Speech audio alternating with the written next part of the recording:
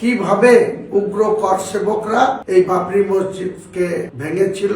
কারণ আমি কোনো অমুসলিমের পয়সায় সাহায্য নিয়ে আমি এই মসজিদ স্থাপন করব না।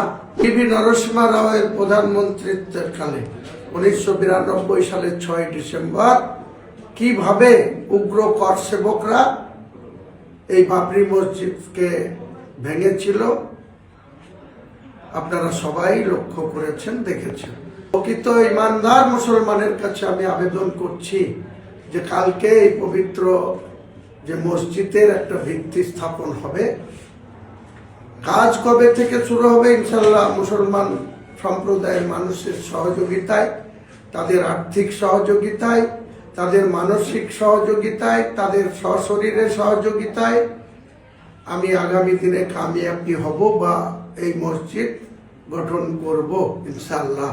আমাদের এই ট্রাস্টিকে আপনারা বাবরি মসজিদ গঠন করার জন্য আর্থিক সাহায্য করবেন। কারণ আমি কোনো অমুসলিমের পয়সায় সাহায্য নিয়ে আমি এই মসজিদ স্থাপন করব না।